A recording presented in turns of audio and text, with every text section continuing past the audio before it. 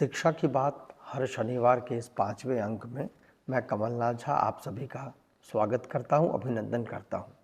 आज हमारे बीच अपर मुख्य सचिव शिक्षा विभाग डॉक्टर एस सिद्धार्थ आपके प्रश्नों के जवाब देंगे। सर, पहला प्रश्न है रवि रोशन कुमार, शिक्षक, राजकीय मध्य विद्यालय माधोपट्टी, केवटी, दरभंगा से। इनका सवाल है सर कि शिक्षकों और बच्चों के सृजनात्मक लेखन को प्रोत्साहित करने और उनकी रचनात्मक कौशल को एक मंच प्रदान करने के लिए शिक्षा विभाग द्वारा अर्धवार्षिक अथवा वार्षिक तौर पर एक मेगा इवेंट का आयोजन किया जाए। इस इवेंट में विभिन्न प्रकार की प्रतियोगिता का आयोजन हो, यथा क्विज, निबंध, भाषण, वाद विवाद, क्रॉसवर्ड आदि। देखिए, ये सुझाव बड़ा अच्छा है और यूजुअली जो अन्य एजेंसीज आयोजित करती हैं ओलंपियाड करके, तो हम लोग इस ओलंपियाड की प्रथा को फिर शुरू करेंगे। और विशेषकर मैथ्स ओलंपियाड, साइंस ओलंपियाड है, ये दो सब्जेक्ट है जो बहुत इजीली हम लोग इवेलुएट कर सकते हैं। जहाँ तक वाद विवाद और एसे और राइटिंग है, ये इसमें इवेल्यूएशन का बहुत कठिन प्रक्रिया है, बट उसका भी हम लोग रास्ता निकालेंगे। लेकिन हम लोग शुरू करेंगे पहले मैथ्स और साइंस से, जो इमीडिएटली हम लोग उसको ऑनलाइन एग्ज़ाम लेंगे और उसके बाद रिज़ल्ट आ जाएगा। और भाषा है और जो वाद विवाद है, इसके लिए अलग से कार्यक्रम। बट मैं ज़रूर इस सुझाव से सहमत रखता हूँ और हम लोग कोशिश करेंगे कि जल्दी ही जल्द ये ऑनलाइन जो ओलंपियाड की प्रक्रिया है, ये क्लास 4, 5, 6, 7, 8, 9, 10 सबके लिए हम लोग आयोजित करेंगे। Thank you so much sir. एक बच्ची प्रिया कुमारी जो 7वीं में पढ़ती है, उत्क्रमित मध्य विद्यालय धर्मपुर नालंदा से है।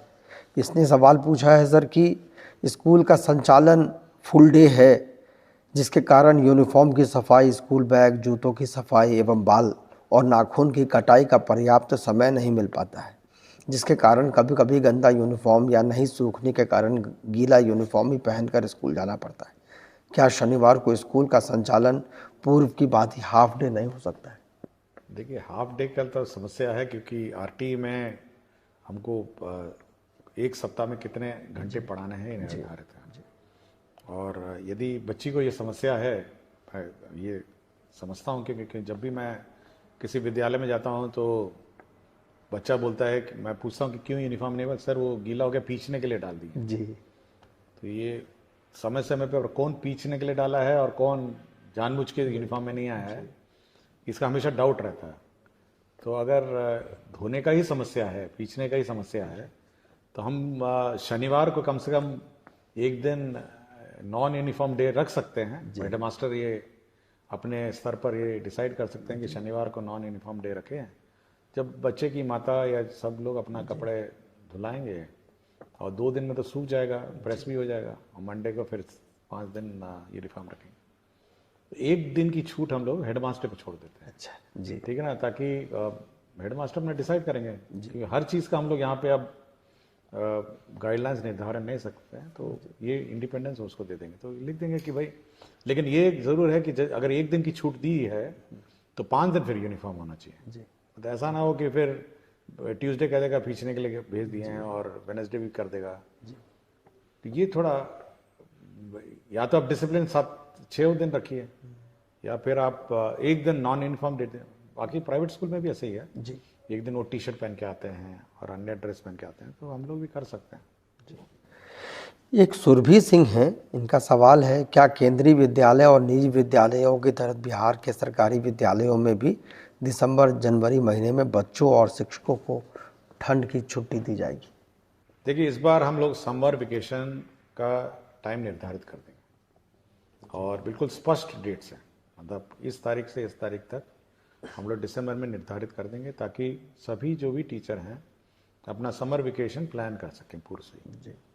उस दिन उस पीरियड में कोई क्लासेस नहीं चलेंगी जैसे पूर्व में चलती थी, और पूरी छुट्टी रहेगी उस समर वेकेशन में। टीचर अपना जाएं, घूमें, यहाँ जाना जाएं। बहुत सारे टीचर्स अन्य राज्यों से भी आए हुए हैं, तो अपने घर जाएंगे जी।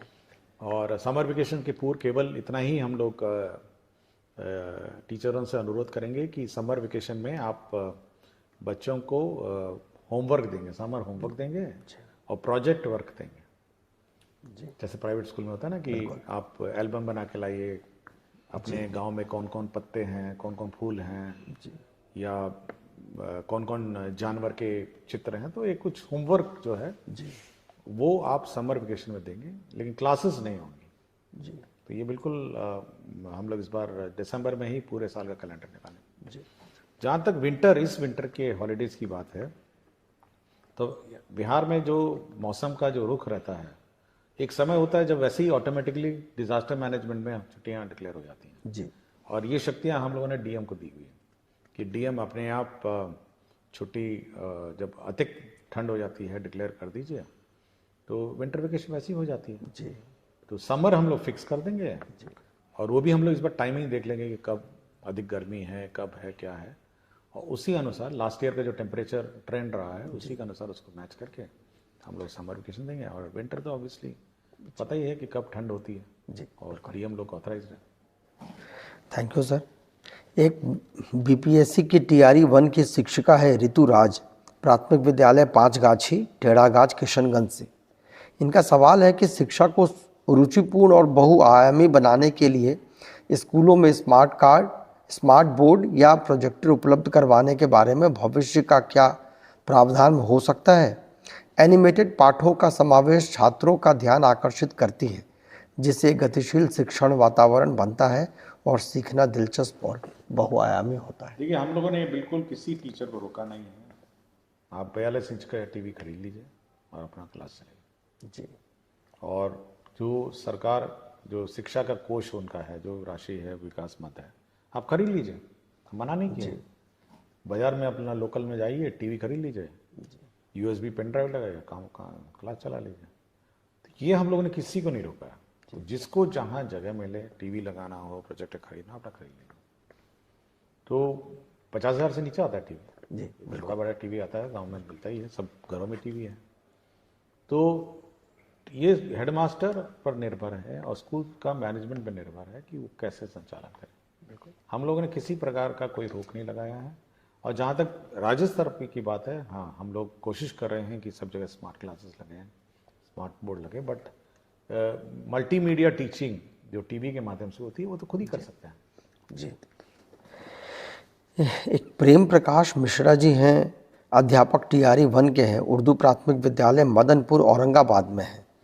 इनका सर सवाल है कि उर्दू विद्यालय में सामान्य शिक्षक के पदस्थापन के कारण बच्चों को पढ़ाने में बहुत परेशानियां आती हैं, क्योंकि सारी पुस्तकें उर्दू में हैं, हिंदी और अंग्रेजी छोड़ के, और उर्दू न आने के कारण गूगल ट्रांसलेट का उपयोग करना पड़ता है, जिसमें कई बार बहुत परेशानियों का सामना करना पड़ता है। क्या विभाग इस पर कुछ विचार करना चाहेगी कि उर्दू विद्यालय में पदस्थापित सामान्य शिक्षक का ट्रांसफ़र या प्रतिनियुक्त किसी अन्य हिंदी विद्यालय में हो सके? देखिए, उर्दू विद्यालय में जैसे कि खुद ही कह रहे हैं कि सब सब्जेक्ट्स उर्दू नहीं है, कुछ हिंदी और इंग्लिश है और कंप्यूटर भी है जी। तो जो सब्जेक्ट्स इनके उर्दू से संबंधित नहीं है वो तो पढ़ा ही सकते हैं जी। लेकिन एक बार रिव्यू कर लेंगे कि कितने उर्दू टीचर हैं, कितने ये हैं, हिंदी टीचर उर्दू स्कूल्स में हैं। बट जो नॉन उर्दू नोइंग टीचर हैं, कम से कम जो गैर उर्दू सब्जेक्ट्स हैं जी, कंप्यूटर है, उस मतलब कुछ साइंस है, ये सब पढ़ा ही सकते हैं जी। बट ये हम लोग मिसमैच जो हो गया है ये एक बार चेक कर लेंगे जी। Thank you sir. क्या विनय स्कूल शिक्षक है सीवान से, क्या अब कक्षा 8वीं और 10वीं के बच्चों को मुख्यमंत्री बिहार दर्शन योजना के द्वारा भ्रमण नहीं कराया जाएगा? क्या बच्चों को अपने से ही कहीं भ्रमण के लिए ले जाया जा सकता है? यदि हाँ, तो इसके लिए क्या करना होगा? देखिए, ये कंपलसरी है। हर साल हम लोगों ने जो योजना मुख्यमंत्री परिभ्रमण योजना है, ये सभी के लिए लागू है और सभी को ही करना है जी। तो जो स्कूल छूट गए हैं, जिन जिनका नहीं हुआ है, उनका हम लोग करा देंगे जी। अच्छा। और परिभ्रमण में हम लोगों ने बहुत ही क्लियर कहा है कि आपका पटना म्यूज़ियम है, बिहार म्यूज़ियम है जी। और जितने भी हमारे बिहार के दर्शनीय स्थल हैं वहाँ बच्चों को ले जाएंगे और बच्चों का भ्रमण कराएंगे। तो जो स्कूल छूट गए हैं वो हम लोग कंप्लीट करवा देंगे। Thank you sir. ये एक शिल्पी सिन्हा है, उत्क्रमित मध्य विद्यालय रेवा मसौढ़ी पटना से। इनका प्रश्न है कि प्राथमिक से लेकर उच्च माध्यमिक तक सभी बच्चों के लिए विद्यालय का समय एक ही क्यों है? क्या प्राथमिक विद्यालय में बच्चों के समय में थोड़ा बदलाव किया जा सकता है, क्योंकि इन कक्षाओं के पाठ्यक्रम में बहुत अंतर है अगर यह संभव हो तो इस पर कुछ विचार किया जाए। हमने पहले भी कहा कि मल्टी टाइम स्लॉट सिस्टम हम लोग लागू करने वाले हैं जी और छोटे बच्चों के लिए अलग टाइमिंग और बड़े बच्चों के लिए अलग टाइमिंग, और ये छूट हम लोग हेडमास्टर को देंगे कि कौन क्लास में छोटे बच्चे पढ़ेंगे, कौन क्लास में बड़े बच्चे पढ़ेंगे। तो ये छूट हम लोग देने वाले हैं। जी थोड़ा सॉफ्टवेयर में इसको अपडेट करने की आवश्यकता है क्योंकि अटेंडेंस सिस्टम इलेक्ट्रॉनिक है। जी तो जैसे ही ये स्लॉट सिस्टम अपडेट हो जाएगा, हम ये लोग हेडमास्टर को ही ऑथराइज कर देंगे कि आप छोटे बच्चों के लिए अलग टाइमिंग रखिए और बड़े बच्चों के लिए अलग टाइमिंग रखिए। जी क्योंकि बड़े बच्चे छोटे बच्चे खेल कूद, आर्ट, कल्चर, बाकी सब अन्य विद्याओं में अपना करेंगे, और बड़े बच्चों का जो कोर्स वर्क है कुछ ज़्यादा रहता है जी तो उसका अलग टाइमिंग रहेगा। जी तो मल्टी टाइम स्लॉट सिस्टम हम लोग टाइम लागू करने वाले हैं। जी, ये बहुत उपयोगी है सर। ये कुमार नरेंद्र हैं, प्रधानाध्यापक राजकीय मध्य विद्यालय वंशी पचड़ा, तरियानी शिवहर से। इनका है कि सभी प्राथमिक और मध्य विद्यालय में एक कक्षा अलग से ब्रिज कोर्स का पूरे दिन चलाया जाए, जिसमें अधिकतम 20 चयनित बच्चों को 6 माह में निर्धारित लक्ष्य को प्राप्त कराकर उम्र सापेक्ष कक्षा से जोड़ने का कार्य किया जाए। यह कार्य उच्चतम कक्षा से करते हुए क्रमशः नीचे की कक्षा तक लाया जा सकता है और पूरे साल यह कार्य किया जाए, क्योंकि कई कारण से कुछ बच्चे पढ़ाई में सामान्य रूप से प्रगति नहीं कर पाते हैं और सामान्य कक्षा में उन पर व्यक्तिगत ध्यान देना शिक्षकों के लिए संभव नहीं हो पाता है। इस संबंध में विभाग की क्या योजना है? इसमें हम लोगों ने मिशन दक्ष चलाया और करीब 8 महीने इसको हम लोगों ने चलाया, और अब देखोगे टाइम टेबल में लास्ट टाइम मिशन दक्ष का भी टाइम स्लॉट था, लेकिन ना ही बच्चों ने रुचि लिया ना टीचर ने रुचि लिया। जी और क्योंकि जब सारे बच्चे चले जाते हैं बच्चे रुकते नहीं, तो इसलिए मिशन दक्ष जो है उस टाइम स्लॉट में चला नहीं। और इस बार जो टाइम टेबल जो हम लोगों ने इशू किया है उसमें मिशन दक्ष का टाइम टेबल नहीं है। उसमें अब देखेंगे कि 3-15 के बाद रेगुलर क्लास ही है, बट मिशन दक्ष के लिए अलग क्लास नहीं। हम लोगों ने ये कहा कि जो कमज़ोर बच्चे हैं वो हर क्लास के प्रथम 2 रो में बैठेंगे जी first row and second row, बाकी जो सामान्य स्टैंडर्ड के बच्चे हैं वो पीछे बैठेंगे, ताकि जो टीचर है वो उस पर नज़र रखेगी कि सामने वाले 2 रो में बच्चे पढ़ रहे हैं नहीं पढ़ रहे। क्योंकि मैं जब भी इंस्पेक्शन में जाता हूँ जी तो देखता हूँ सबसे कमज़ोर बच्चा सबसे पीछे बैठा रहता है बिल्कुल और सबसे चालाक बच्चा सबसे आगे बैठा रहता है, और पीछे जो बैठा रहता है वो दूसरी दुनिया में खोया रहता है। उसकी ना किताब रहती है, ना बैग रहता है, ना यूनिफॉर्म रहता है, ऐसा लगता है जैसे जबरदस्ती वो स्कूल में बैठा है। जी तो हम लोगों ने कहा इस प्रकार के बच्चों का प्रथम बेंच पे और सेकंड बेंच पे बैठिए। और प्रथम बेंच और सेकंड बेंच में आजकल देखेंगे ना बहुत स्मार्ट और इंटेलिजेंट स्टूडेंट बैठते हैं बिल्कुल और बिल्कुल ध्यान देते हैं, बिल्कुल कॉपी वॉपी सब ठीक रहता है, यूनिफॉर्म। ये पीछे बैठे जी और ये कमज़ोर बच्चे आगे बैठे, ताकि कमज़ोर बच्चे अच्छे बच्चों से सीखें पहले तो, और टीचर की नज़र रहेगी। तो पहले तो ये है। दूसरा हम लोग ये व्यवस्था भी करने जा रहे हैं, जो हमारे स्कूल्स हैं ये 4-4:30 बजे खाली हो जाते हैं, 5 बजे तक तो स्कूल लॉक हो जाता है। और ये बहुत इंपॉर्टेंट एसेट है, मतलब ये शिक्षक जगत में ये बहुत इंपॉर्टेंट एसेट है एजुकेशन सिस्टम में। तो हम लोग चाहेंगे जो ग्रामीण क्षेत्र में जो लड़के हैं, जो पढ़े लिखे लड़के हैं, वो कुछ एक्स्ट्रा क्लासेस अगर ऑफ टाइम में ले सकें, और तो हम लोग इन बिल्डिंग्स को और इन क्लासरूम्स को उपलब्ध कराएंगे। और ये जो कमज़ोर बच्चे हैं, देखे होंगे गाँव में कमज़ोर बच्चे हैं, वो उसको पढ़ाने का कोशिश करेंगे 5 बजे रात को, 6 बजे रात को, 7 बजे रात को। हम लोग बिजली इन्वर्टर की व्यवस्था करेंगे, लेकिन ऑफ स्कूल आवर्स में अगर ये इस टाइप के जो स्थानीय लड़के हैं, प्राइवेट ट्यूशन बहुत लोग चलाते हैं, बिल्कुल, तो कुछ ऐसी कोई व्यवस्था कोशिश कर रहे हैं हम लोग कि ये जो कमज़ोर बच्चे हैं उनको अलग से 5-6-7 बजे रात को उनको पढ़ाया जाए। जब खेलने वेलने का समय खत्म हो जाए तो कुछ बैठ के 1 घंटा 2 घंटा पढ़ाया जाए। तो हमारी इच्छा है कि बड़ी जल्दी से इसको ब्रिज कोर्स को कंप्लीट करना पड़ेगा, क्योंकि बहुत सारे हम लोग अभी इवैल्यूएशन हम लोगों ने किया है, तो बहुत सारे बच्चे हैं जो इस प्रकार पिछड़ गए हैं अपने अपने क्लासों में। तो पिकअप करके उसको कैचअप करना भी हमारे लिए अब चैलेंज है, और वही हम कोशिश कर रहे हैं कि 5 से 7 बजे रात को अंधेरे में अपना क्लास चलेगा। कुछ बच्चे लोकल गांव में बहुत पढ़े लिखे हैं आजकल तो बहुत लोग हैं पढ़ने का है। कुछ फीस दे के पढ़ेंगे ट्यूशन, कुछ फ्री में पढ़ेंगे, तो कुछ इसी प्रकार की कोई व्यवस्था हम लोग करने जा रहे हैं। बहुत हेल्पफुल है सर। ये गिरीश चंद्र जी हैं, विद्यालय अध्यापक हैं, उत्क्रमित मध्य विद्यालय बाभनगंज पोठिया किशनगंज से। इनका है शिक्षा कोष पर डेली क्लास एक्टिविटी के रूप में कंपलसरी पाठ जोड़ा जाए, जिसमें प्रत्येक कक्षा में मासिक सिलेबस के अनुसार शिक्षकों के द्वारा क्या पढ़ाया जाना है का जिक्र हो। साथ ही प्रत्येक दिन पढ़ाए जाने वाले पाठों की जानकारी तस्वीर के साथ शिक्षकों के द्वारा खुद के आईडी से अपलोड करने की व्यवस्था होनी चाहिए। इससे गुणवत्तापूर्ण शिक्षा के प्रयास को और मजबूती मिलेगी। देखिए कितना आप अपलोड करवाइए हर चीज़ को। देखिए हम हमेशा चाहते हैं कि शिक्षक जो है मोटिवेटेड और अपनी स्वेच्छा से इंडिपेंडेंस है। जितना आप कहिएगा कि इधर जा रहे हैं तो वो भी अपलोड करिए, उधर जा रहे हैं अपलोड करिए, ये भी करिए तो अपलोड करिए, तो भाई ये तो आपको लोकल स्थानीय व्यवस्था है और हेडमास्टर और टीचर की कमेटी का व्यवस्था है। अभी हाल ही में मैं आरा गया था जी। आरा में एक स्कूल में मैंने देखा कि वहाँ पे दीवार पे ही लिखा हुआ है, मतलब पूरा का पूरा टाइम टेबल है कि सप्ताह में मतलब कौन सा क्लास का कब टाइम टेबल होना चाहिए, क्या चैप्टर होना चाहिए, पूरा लिखा हुआ है। और ये भी अंकित है कि वो चैप्टर ऑन टाइम है या पिछड़ गया है जी। तो ये हेडमास्टर बहुत ही जहाँ जहाँ इनोवेटिव हैं, जहाँ जहाँ मेहनत कश हैं, वहाँ तो उन्होंने सुनिश्चित कर दिया कि भाई टाइम टेबल किस टाइम टेबल है, चैप्टर 5 होना चाहिए जी। क्या हम चैप्टर 5 पहुँचे हैं या चैप्टर 5 से पहले चल रहे हैं। तो हर क्लास का हर टीचर का उसने पूरा मैपिंग किया हुआ था। तो ये हेडमास्टर और टीचर लोग अपना करें, और मेरे विचार से अगर स्कूल अपने एक एज अ टीम जी करेंगे तो ये हम लोग रोज, मैं बार बार बोलता हूँ, पुलिसिंग हमसे क्यों करवा रहे हैं, क्यों चेक करवाना चाहते हैं रोज। आप अपनी टीम है, आपका बच्चा है, पढ़ाइए ना।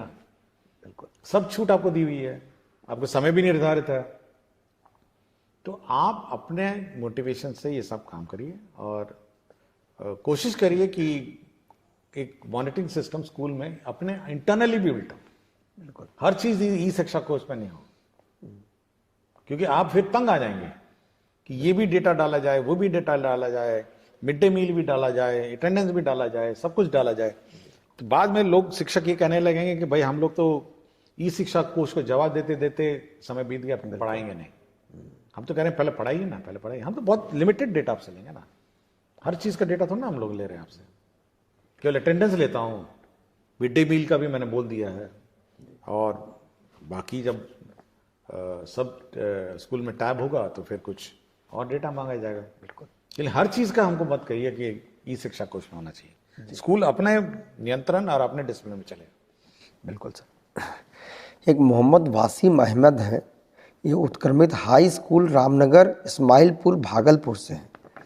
I request you to please give instructions to all the DOs and DPOs to release list for 6 residential training by Friday evening or on Saturday by 4 p.m. ये तो फ्राइडे की बात कर रहा हूँ, मैं कहता हूँ एक सप्ताह पहले होना चाहिए। बिल्कुल, सब परिवार को अपना प्लानिंग भी करना है ना कि कहीं बाहर जाके, और मैंने ये भी कहा है कि अपने ज़िले में ही ट्रेनिंग हो जी, और बायोमेट्रिक भी हो।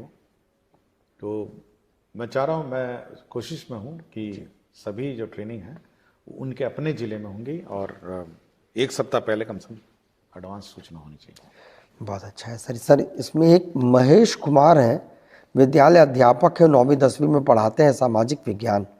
ये नवराष्ट्र विद्यालय पताही मुजफ्फरपुर से है। ये सामाजिक विज्ञान में बिहार टेक्स्ट बुक की जो बिहार टेक्स्ट बुक का 2005 के बाद के आंकड़े को अपडेट नहीं किया गया है, जिसके कारण 2024 में भी 2001 के जनगणना के जुड़े आंकड़े दिए गए हैं जो उपयोगी नहीं हैं। इसे 2024 तक अपडेट किया जाए और प्रत्येक वर्ष सभी किताबों को अपडेट किया जाए। सर ये तो हम लोग का डायरेक्शन है, हर वर्ष इसको अपडेट किया जाए जी। मैं एक बार चेक करा लूँगा, मेरी जानकारी में सब अपडेटेड किताबें हैं, और इस बार प्रिंटिंग से पहले हम सब चेक कर लेंगे कि अपडेटेड ना अपडेट हो। Thank you so much sir. Thank you, बहुत बहुत शुक्रिया।